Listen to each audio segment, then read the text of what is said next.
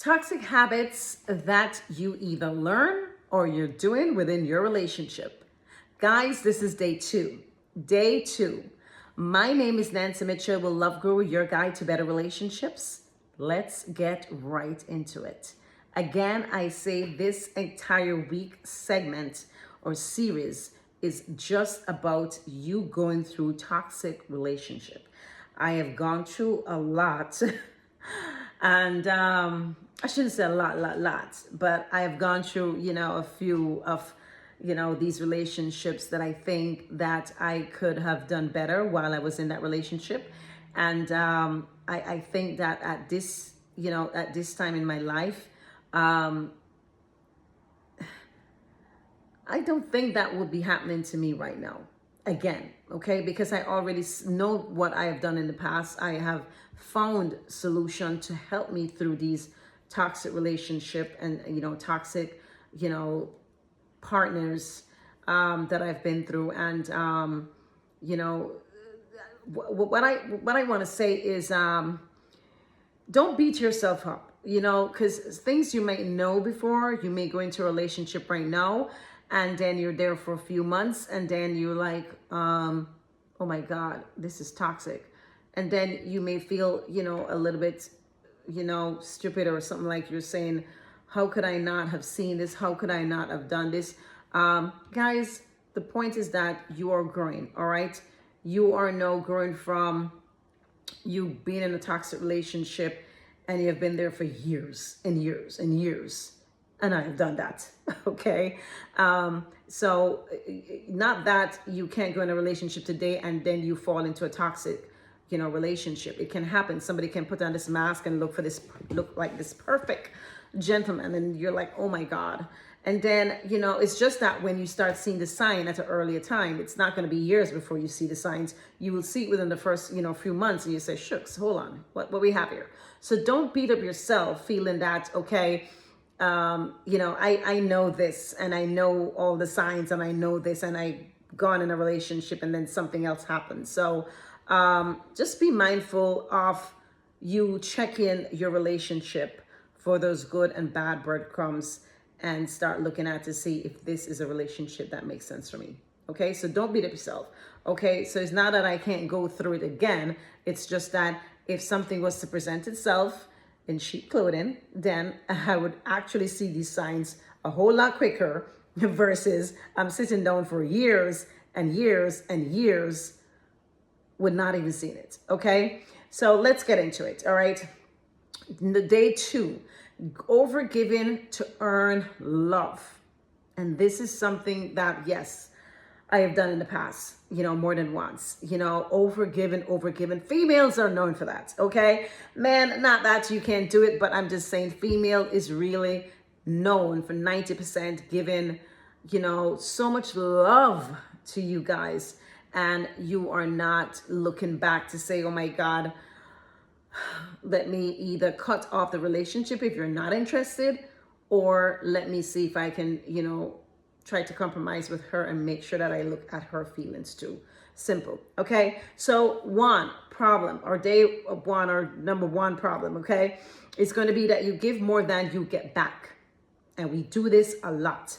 Okay. You cook, you clean, you wash, you iron, you this, you that. You make sure you give them good sex, you do this, you do that, you do a threesome, you do whatever. You do every single thing that you feel that you should do as a female to make sure that your mate, your man, feel super good. And you're like, I don't want him to go anywhere else. You're going to do this and do that. But when you start looking at it, you're giving way, way, way too much. And sometimes, ladies, I would say the more you give, sometimes it's more sabotaging you, because now you're putting them in a situation to say that, oh my God, oh, I'm getting everything. I feel like I have a wife. And they are not even claiming you. They are not even claiming you. So you got to start taking time and slow down a bit and start looking at what's going on in your relationships, okay? And one of the number one solutions going to be for that is to set clear limits on your time and energy that you have in your relationships. Number two, problem, okay? You feel resentment or resentful when it's not reciprocated. And I will say for that, you can't blame them, ladies. You can't blame them. Okay? I can't blame the guys because, you know, if you're just overdoing this and you are not even in a relationship, you're just dating or having sex, and then the guy's not turning around and giving exactly what you're giving, then who are you to blame? You can't blame him. You have to blame yourself. Okay, you got to take it slow and take it step by step before you start doing so much things for him.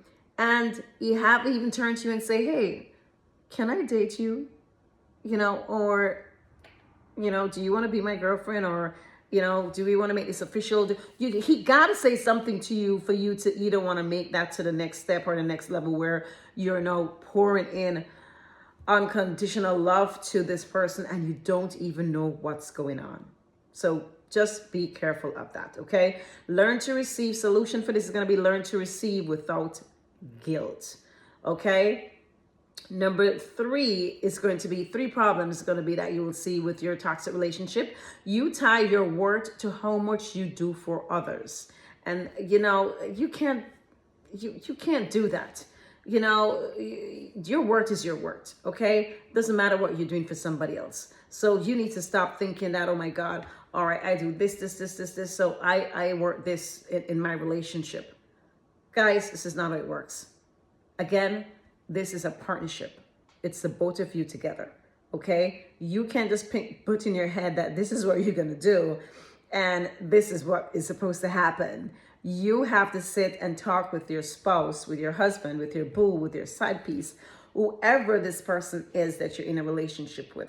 You have to sit down and talk to them and try to see their point of view, what they want, and you give them your point of view to what you want and see if it's compatible or not. Simple.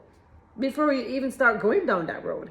The solution for this mainly is going to be to focus on mutual exchange, not providing or not proving yourself to, you know, to anything. So just make sure that you start looking for that mutual exchange with your partner, okay?